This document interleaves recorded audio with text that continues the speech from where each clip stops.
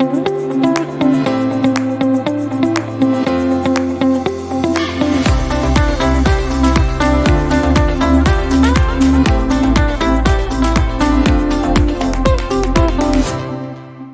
Liz Bronson, the VP of People here at SupportLogic. And let me introduce you, Dave. Dave Seaton is an award-winning consultant with Seaton CX, the customer experience management experts for B2B SaaS.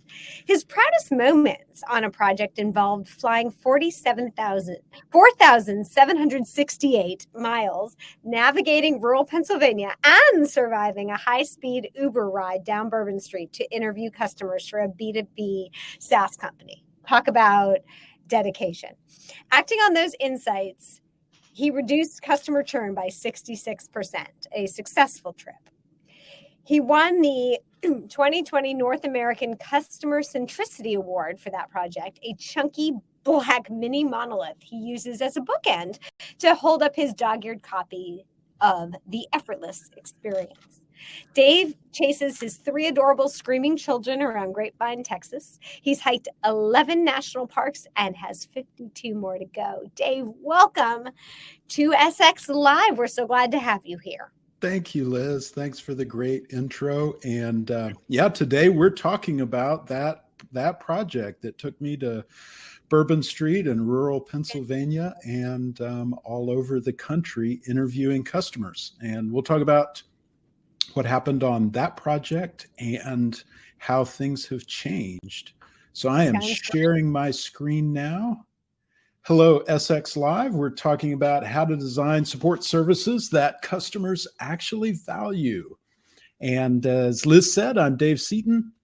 I'm the CEO at a small consulting firm called Seaton CX, where we work with B2B SaaS companies who are frustrated by the chaos and implementations. They're exhausted from firefighting and escalations and support. They're concerned that customer success isn't being proactive enough to retain customers. We combine customer insights and process improvement to stop the chaos and retain more customers. So today, we're going to go over a case study about one of the tools we use called ranked customer values. And we're gonna follow a support services organization for a B2B SaaS company. And just to orient you with this organization, I'm going to show you the case mix. So starting at the top right in the green, about 33% of their requests were what we call break fix. How do I questions? What does good look like? Or something's broken and I need you to fix it. Now, another about quarter of their case mix was what this organization called system maintenance requests. And they had a lot of system settings and maintenance tasks that they did on behalf of the customers. So the customer might say, hey, can you update my settings? I've made a significant change in my business and would like to make this change. Or, the data file I sent you this morning had some problems. Can you back that out and reprocess a new file? So about a quarter of the issues were system maintenance requests that the organization did on behalf of the customer. And the remaining 40% or so was what we called request work.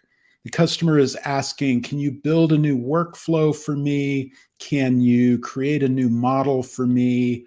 I need to connect a new third party to the output of this system. Or, I'm not getting what I need from the out-of-the-box reports. Can you create a custom report for me? So it was request work that was quite different from the break fix or the system maintenance kind of work. And so I share that just to kind of orient you to the support services organization in this company. Now, they had a problem, a pretty significant problem. On the one hand, this was a very high-performing organization. They had almost 99% SLA compliance in service and support. This is way into the pace setter category on any benchmarks that you would look at. And they had continued to work on it and improve it over the last 12 months. They'd seen a 7% improvement in SLA compliance for the critical cases, the most urgent and important customer needs. And they'd also seen a 46% reduction in escalations in that project work category. Can you build me a new workflow or a custom model or a custom report? So this was a very, very high performing organization that was continuing to improve on what they believed was important to customers. But it wasn't resonating with the customers because there was about 1.6% of annual revenue churn, customers leaving the company for the reason that they were dissatisfied with service and support. Now, in this environment, typical annual revenue churn is about 5%. Really high performing companies, it's about 3%. But that's for all of the churn reasons. That's for M&A activity and competitive threat, loss of a key stakeholder, poor product market fit. All the reasons that customers churn will be 3 to 5%.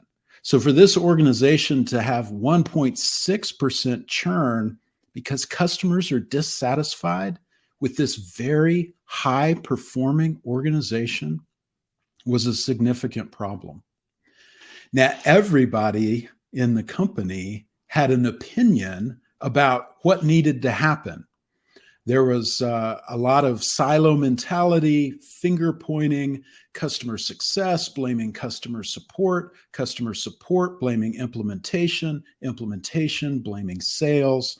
And we see this as common in organizations that have these sorts of struggles.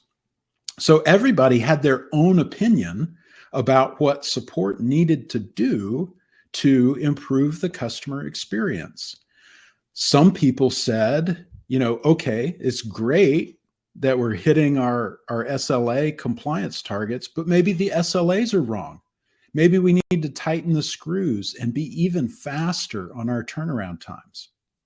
Of course, everyone also has that one story about a time when poor quality was delivered and it really made a big impact for the customer. So yeah, we're churning through these tickets, but maybe we should stop and look at quality. That was another opinion that we had.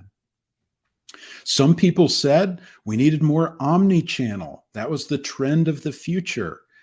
They used live agent chat when they were at home with their bank or their cable company or their credit card. Maybe we needed a live agent chat channel as well. Spoiler alert, when we actually talked to our customers, they said no, their issues were too complex to be solved over a chat. They knew we'd have to go away and work on them, and so they didn't see any utility in a chat. But there were people who believed that we should explore other support channels. Maybe we should be more proactive. Maybe that's the problem, is we should be reaching out to customers about issues rather than waiting on them to log a request to us. In fact, maybe we should create a white glove experience where our support agents become extensions of the customer's team. And we have this really Ritz-Carlton-like support experience in SaaS, whatever that means. Other people said, no, we need more self-service options, right? If we can deflect these cases, then we'll have more time to spend on the other ones. And, customers don't want to call support anyway. And lastly, maybe we should bring back the technical account managers. We didn't have these problems when all the accounts had dedicated resources. Everyone had an opinion about what customers wanted, And as you can see, many of those were conflicting opinions. Nobody knew what customers actually valued in a service experience. And so we developed a methodology that I'm going to share with you today for how we can identify exactly what customers value, and in fact, how much they value each of those elements and stack rank them against each other. So I'm going to walk you through that methodology. I know we're probably after lunch most places in the world. It's going to be a little dense, but we'll have time for Q&A at the end. So keep track of those questions, and I'll walk you through the exact methodology that we used. We call this ranked customer values, and what we're going to get at the end is a list of what customers value in a service experience and the relative importance of those values, because not all of the values are going to be the same. And we know that these will be the values because we're going to hear it from customers. So if you take one thing away from this presentation, it's this. Don't imagine that you know what your customers value in a service experience. Go out and ask them, talk to them, have those conversations. And we're going to talk about how to do that. So step one in this project is we're going to identify our target customers. Now, this organization, like many, got about 80% of its revenue from 20% of its customers. And that's not unusual. The other 80% of the customers generated 20% of the revenue. And it's also true that not all customers have the same level of profitability. So to design these support services that customers value, we want to identify who's our target customers that are generating the most revenue and the most profit. This organization had customers, that paid 6 or even 7, sometimes 8 figures a year for the software. But there was this one customer, very noisy customer, who had gotten the cell phone number of our SVP of technology services. And anytime he had an issue, it was a direct call to the SVP, who would then cascade down the escalation, and the organization would go into firefighting mode. I looked up this customer in our CRM, and they paid us $14,000 a year. And we were treating them like a $10 million a year account. That's not a profitable way to run your business. So step one is identify who are those target customers that are the best fit for your business. And that's where we're going to focus. Once we've identified the target customers, the next step is within those target customers to interview extreme users. And we'll go through on a next slide what those interviews look like. But I want to talk about extreme users. Those are the users really on either end of the bell curve. Either they're heavy users of support or they're barely using support at all. We want to talk to those extreme users because they'll have outlier cases and insight that's going to apply to all the users. So we're going to conduct qualitative, in-depth interviews with those extreme users at those target customers. And through the interviews, we're going to identify customer values. We're going to identify what customers value when they interact with support services organizations. And I'll show you some examples of what we commonly find here in a few slides. All right, step 3, after we've got that qualitative data about what customers value from the 10 to 20 interviews that we've done, we now want to validate that across our entire customer base. And we're going to use a tool called Discrete Choice Analysis, and I'll walk you through that. It's a survey tool to validate those values. And that's what's going to produce that stack ranking and the comparison between the different values as to which is most and second most important, etc. And then step 4 is the most important, because none of this matters if you don't act on the insights. If you don't actually go back into the organization and make changes to deliver more customer value, then it's just a nice academic exercise. All right, so now we'll dive into each of these areas. We've already covered identifying your target customers. That's your 20% that are generating 80% of your revenue, whoever is the best fit for your product. Now we're going to talk about these interviewing extreme users. Now, these are different conversations than your support team is having about a particular incident or issue. These are not issue resolution conversations. This is sitting down with the customer for a 45-minute in-depth interview. Now, before the pandemic, used to fly all over the country interviewing customers. We'd sit down with them across the desk at their place of business. We'd have an in-depth conversation about their experience, identify their values. And then afterwards, we'd go to a Starbucks and make a bunch of notes and try and remember everything they said. And then we'd fly home.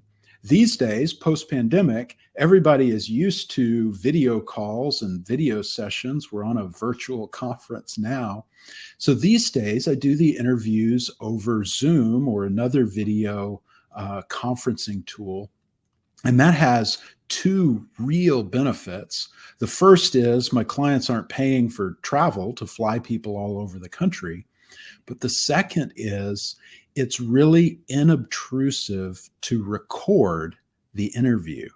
And I've got a whole script about how I get permission to record and permission to share that back with clients and make the customer feel at ease about being recorded. But it's really unobtrusive as opposed to, trying to bring a video camera into somebody's office like we might try and do before the pandemic. So these days we conduct these interviews over Zoom. Now, if you do the interview in-house with your own employees, the biggest thing that you have to watch out for is confirmation bias. And confirmation bias is the natural inclination we all have to accept data that confirms something we already believe to be true and be skeptical about data that contradicts what we already believe to be true. So if I believe that customers want self-service and a customer tells me they want more self-service options, then my natural response is to give that a greater weight than a customer who tells me that they're not interested in self-service. It's part of being human. So if you do these with your internal team, the way to combat that is to pair people that have different perspectives and different biases. So for example, I would pair a support person with a customer success manager, or a customer success manager with somebody from marketing. And they would do the interviews together. One would lead the discussion, the other would take notes.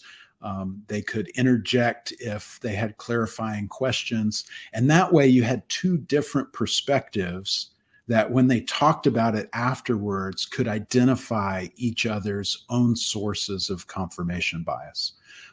So that's one thing that you definitely want to watch out for as you're conducting these interviews.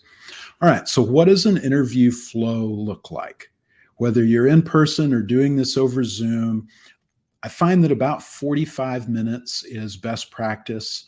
It allows enough time to go deep in talking about the experience. At the beginning of the interview, the most important thing to do is to build rapport with the customer being interviewed. This is very quickly going to establish a trusting relationship between the person conducting the interview and the customer being interviewed. And it's critically important to maintain that rapport over the course of the interview. If you do a good job building rapport, you're going to get rich customer insights. They're going to tell stories. They're going to talk about their emotions. If you don't build rapport, then you're going to get one word, one sentence answers. They're going to be nervous. They're going to be uncomfortable, and you're not going to get good data from the interview. So to build rapport at the beginning, ask questions like, get them talking about themselves. So ask questions like, tell me about your role. Tell me about your company. What are your, what big objectives are you working on this year? Are you seeing any changes in your industry? Just spend 5 to 10 minutes letting them talk about themselves and their own work and environment and expertise. And that's going to help relax them so that they'll open up when you get to the next step of the interview. The next step is you want to discover their experiences, in this case, with service and support. So you want to ask open-ended, expansive questions. A good one to start with is, tell me about a recent experience you had with our support team. And they're going to tell you about one that sticks in their memory because it was important to them for one reason or another. So, open-ended questions. Tell me the story. One of my favorite questions, because they usually start in the middle of a story. One of my favorite questions is, well, what happened right before that? If they're telling you about, opening a case on the customer portal, you say, well, what happened before that?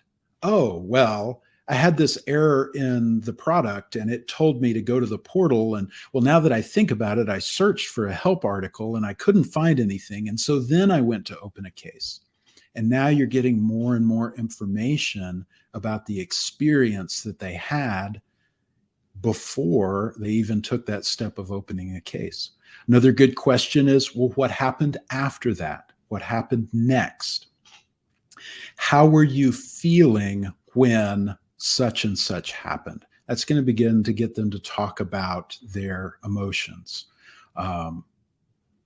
Okay, so your next step, you're going to build rapport, then you're going to discover their experience, and then we're going to identify their values.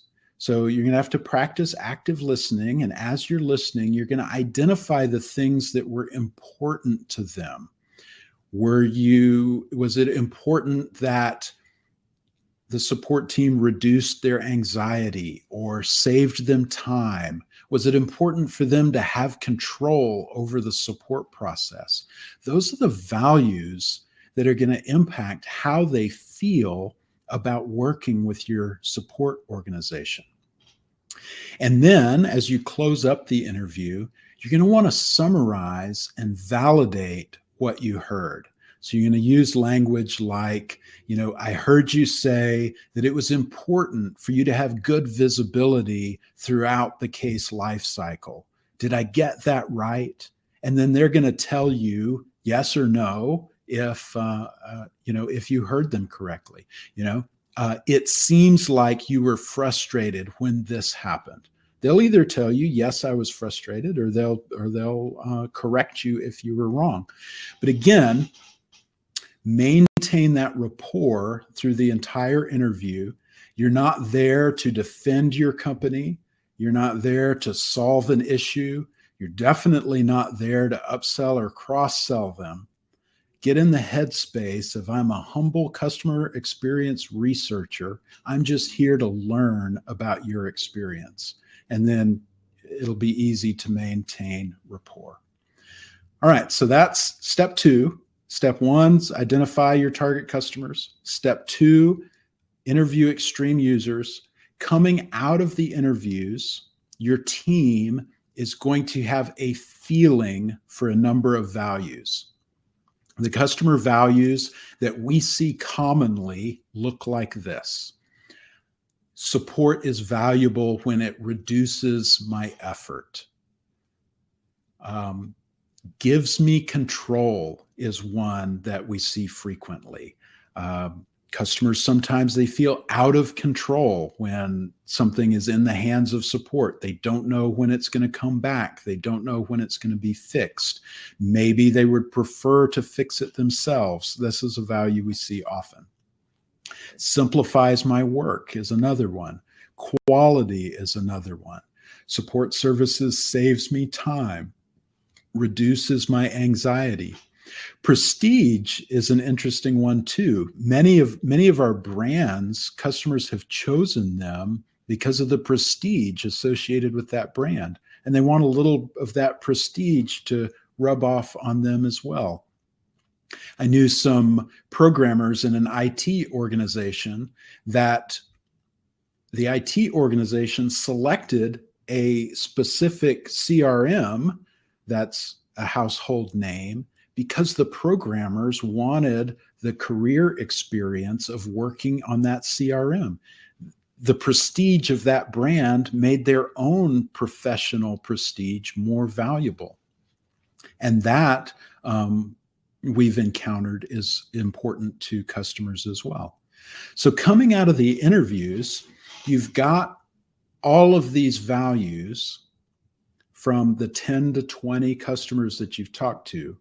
Now we're going to validate this across our larger customer base, and using the methodology we're going to learn, we're going to come out with a stack ranked list of these values and understand not only which is more important, but by how much it's more important. So we're going to do this with a survey.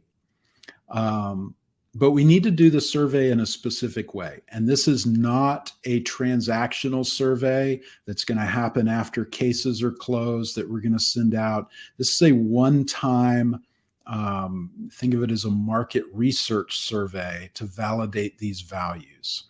Okay. So don't do this. Most commonly, everybody thinks, okay, I've got these values. We're going to ask about them. When you interact with support, how important is reducing your effort? When you interact with support, how important is giving you control? The problem with this survey methodology is everything's important.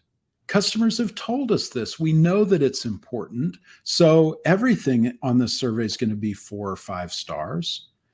And it's not going to give us any insight into which is more important. So to get that level of insight, we're going to use a tool called Discrete Choice Analysis. And there's a couple different survey types within the Discrete Choice Analysis bucket. But all of them are going to force the customer to make trade-offs between 2 imaginary sets of options. And by going through a series of trade-offs, you'll get an understanding through the statistics that power these analysis tools. You'll know exactly which of those values are more important than the others. So let's look at an example of discrete choice analysis.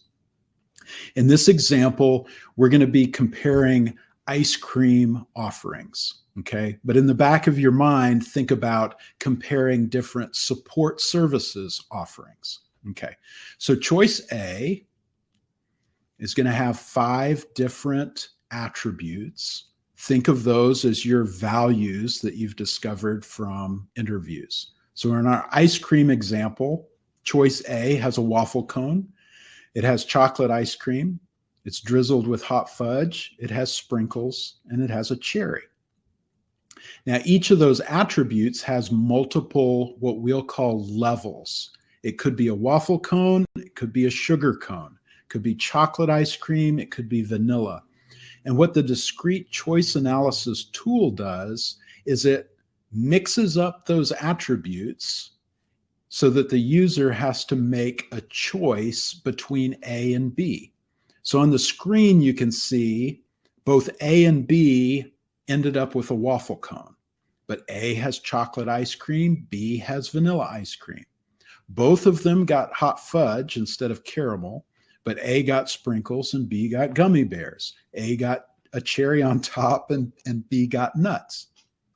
And so the survey tool is going to ask the customer, which ice cream would you rather have, A or B? And they're going to pick one. And then it's going to put up a different set of choices where these attributes and levels have been changed, and say, well, now, which one of these do you like better, A or B? And over the course of collecting all of this data from each customer making a series of choices, and then all of the respondents making a series of choices, you're going to understand, is the cone more important than the ice cream? Or is the topping more important than the cone? Among these 5 different attributes here, which is most important to the customer? So let's look at an example in our world in support. I picked that value gives me control. And here we've got 2 different levels that describe what that looks like in our support organization. Now, neither's bad. It's not a question of, bad support versus good support. It's 2 different ways we could structure this support offering based on how important or unimportant this value of give me control is. So level 1, I can make product updates myself without having to contact support. I have a whole lot of control. Level 2, support makes product updates on my behalf whenever needed. I'm giving up some control, but support is doing the work.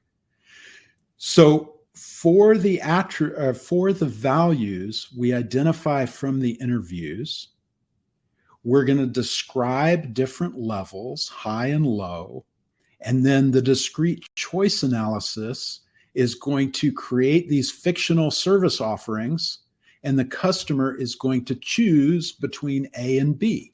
And through many customers making many choices, we're going to end up with an analysis like this. And this is the ranked customer values. So let me orient you to the graph here. Along the bottom, those are the values that we've identified from our customer interviews, the 5 things that for this case study were most important to customers. The height of the bar is the relative importance of each of the values. So out of 100%, value number 1 was 31% of what customers valued in a support experience. Value number 2 was 22%. All 5 things were important, but they weren't equally important. Now, this particular type of chart is called a Pareto chart, and the line gives you a running total. So you can see value 1 and value 2 together make up 53% of what customers valued in support from this vendor. Now, when we brought the ranked customer values back to the organization, it blew their minds. If you had asked customer support what was most important, they would have said number 4. That's what customers care about most. That was their opinion. Customer success had a different opinion. Customer success said, oh, it's 3 and 5.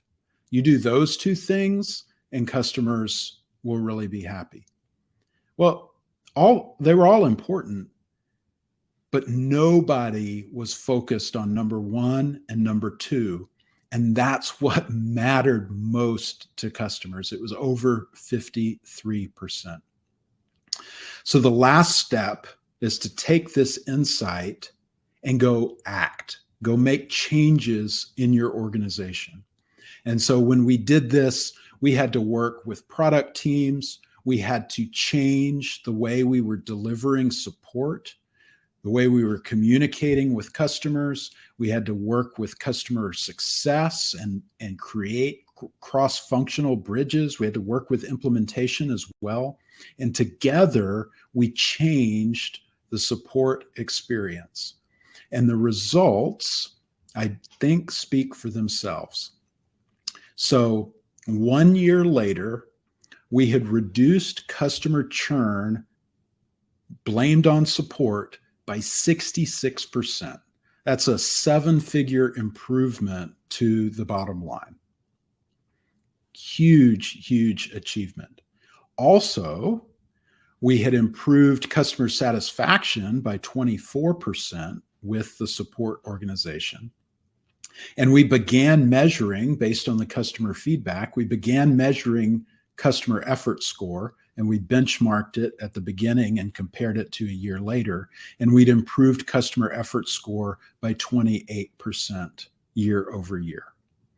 So when you design support services based on what customers actually value, it not only reduces the chaos and the escalations within the support organization, but it also makes the company more money because you're going to retain more customers. So, key takeaways, values from the customer's perspective. If your customers are hospital billing supervisors or insurance policy configurators or whatever they are, the values from their perspective, and I can't just imagine myself as a hospital billing supervisor if I've never been one. Even if I have been one, I've now got a sample size of one. So get out and talk to your customers about their experiences and what they value. Focus on your target customers. You can't be everything for everybody. So understand what matters most to your most profitable customers and focus on that. It's okay to be worst in class at what doesn't matter. You don't have to do everything. Number 3, identify your customer values through qualitative, in-depth interviews. And we talked about how to build and maintain rapport, how to discover experiences, identify those values, and then summarize and validate what we learned. Then you can use a tool like Discrete Choice Analysis to validate those learnings across your entire customer base. And lastly, go actually make improvements. You can have the best research methodology in the world, but if you don't change anything, it's not going to make a difference for your business. So go put this into action and improve customer support by delivering what customers actually value. So we're going to transition into Q&A now. We've got 10 minutes or so left. As you're thinking your questions, Liz is coming back on. There's a QR code on your screen. If you'd like to talk about how we could partner to bring this into your organization, go ahead and scan that with your phone, and that takes you straight to my calendar, and we can have a discussion. So, Liz, welcome back. Do we have any Q&A from the audience? Well, I have a few questions, and Okay. maybe some more will come in through the Q&A. This was a fabulous last session for the day today. So in the beginning, you were showing these statistics, and it was like, well, these people look like they're doing pretty well. Like, when do you recommend somebody bring someone in or do a full evaluation of their support experience? When you've got a problem, right? Right. I always start with what's the problem we're trying to solve or the opportunity that we're trying to pursue. And, I've got a background in Lean Six Sigma. And so this is based in, let's define the problem, let's assess the current state, and then let's go make improvements. So in our case, in the case study, we had unusually high churn that was being blamed on support. We knew that was a problem. Right. Other similar problems could be, hey, our support is too expensive. It's eating up too much of our profits. I know a lot of organizations right now have significant cost pressure due to just the macro economy that we're in. So that'd be a good time to understand, what do customers really value? Where should I double down? And what can I afford to scale back in because it's not providing a lot of value to my customers? So to answer your question, Liz, start with, what's the problem you're trying to solve? Totally. And I really love how you talk about getting qualitative data. So, I in every one of these sessions I've been in, you can just substitute employees for customers and you have the same exact presentations, right? You have to talk to, I believe thoroughly, you have to talk to your people and know them and listen to them. But what's hard is to extract actionable metrics from those qualitative conversations, because you can kind of theme it, but it's very different than a ABCD survey, right? Right. So talk a little bit about quantifying all of that awesome data that you're getting through those in-depth conversations. Yeah, it's really by identifying those common themes. Mm. And as you have more and more conversations, those themes will bubble up. One of the projects I do with customers is a customer journey map. We say, ideally we'll interview 20 to 30 customers. After about 35, we stop hearing anything new. I did a project last year at the customer's request. We did 49 interviews. And we did not get the value from those last 15 that we did from the first 20 to 30. But you practice active listening, you take good notes, or like I do now, record over Zoom. I've got a platform, AI transcribes it. I can go through and tag key moments, emotions, different things that I hear. Pop out video clips to illustrate a point when I'm playing the videos back to clients. But it's really about listening, understanding those themes, asking good questions. Lots of times a customer, an employee, they bring you kind of the surface level pain, and by asking good questions, you can dive deeper. That iceberg analogy, right? They'll bring you the tip of the iceberg that's sticking up out of the ocean, and then you have to use good questioning strategies to really get down to, how's that affecting your business? How's that affecting you personally? Oh, you have a lot of anxiety while you're waiting for support to get back to you. Tell me more about that. So yeah, it's about good questioning techniques, active listening, and identifying those themes from multiple conversations. Well, and I like what you said. It's like support as a product, right? So if your product is your support experience, and you're really digging and going deeper to find out what does that customer want from the support experience, so that I can deliver it. And not just good support and availability, that's surface, but what does that look like? What does that mean? And how does that work in your environment with what you value in support? So I love how you framed it that way. Yeah. Yeah. And you talked about talking to like the extremes of your customers and then validating in the middle. And that tied right back to what Krishna said in his keynote about the data's in the yellow, right? And there's the green, you're super happy customers, the red, you're not so happy customers. And there's so much data in that yellow, and you just reinforce that with how you're surveying. How do you get a good response rate? Because, surveys, we all get surveys all the time from all our vendors and all of that. So what's your secret sauce in getting this really rich data from a survey? Yeah. So for discrete choice analysis, this is not a transactional survey that, you want to have 3 questions or less and try and get a certain response rate. Based on how many attributes and levels you have, you need a certain number of responses to get to a statistical significance. And that's lower in B2B versus B2C. And there's a whole category of statistics that's beyond me to explain how they work. Sure. But think of them as a one-time market research to really understand your customer value. And so, set expectations, hey, customer, I'm going to send you a really weird survey. It's unlike anything you've seen before. It's going to take you probably 7 to 10 minutes to make all of these weird choices, but it's really important.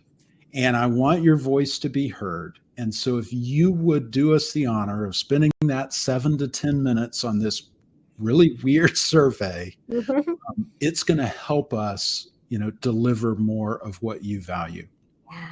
And it's about helping them, right? Yeah. And with that kind of messaging and the support from the client success organization, I haven't had enough trouble getting enough responses to have, that statistical significance from the conjoint or the max diff or whatever. Wonderful. We're using. Yeah, I think that is the key, is you're working cross-functionally within the organization to up that response rate. And you're also setting the expectations. Yeah. This is how much time it takes. It's not that much time. And this is weird. So now you're curious of what's a weird, I've never taken a weird survey. So setting expectation, piquing curiosity are great tips on getting a better response rate. Absolutely. For sure. Well, Dave, this has been fascinating. How has your business changed since this case study? Like, since this happened, how have you changed your business? Yeah, so I have really gone deep on nonverbal signals in customer interviews. And so it's just something I'm interested in. And so I did something like 72 interviews last year. I just made it a point to really watch the nonverbals that the customer was communicating, and then adjust the way I projected nonverbal. So I'll tell you a quick story. Usually I lean forward like I'm doing now in interviews, because that communicates that I'm listening. I'm interested in what you have to say. I'll do things like tilt my head to the side. For some reason, that's a human thing that demonstrates trust. Exposing my neck is what the psychologists say. I don't get it, but it works. That's my normal kind of posture. You want to nod, because that communicates that you're listening, but you don't want to nod too much, because that communicates hurry up. Oh. You don't want the customers to hurry up. Anyway, so the story, I'm talking to the CFO, and I'm doing all the things. I'm leaning forward. I'm tilting my head. She's mirroring me, so she's leaning forward in her chair, and I can tell she's really nervous. I'm getting like one sentence answers, not a lot of detail. And so I leaned back, and then she mirrored me and she leaned back in her chair, and that put more space between her and the thing that was stressing her out, which was the computer screen.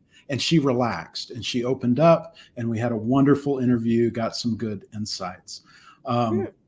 So just doing as many interviews as I have really, since the first time we did this pre-pandemic, I've really honed those skills for building rapport and getting the most insight out of customers. Yeah. I find, I do that with interviews or employee conversations. It's just that little bit of connection at the beginning, or remembering something from a previous conversation or something. It goes a long way. Absolutely. It really does. Well, Dave, thank you for sharing your story. Fabulous case study, showing the impact of listening to your support team and your support team listening to your customers.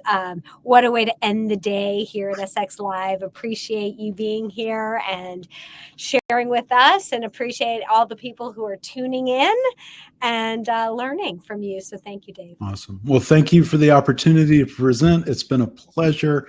And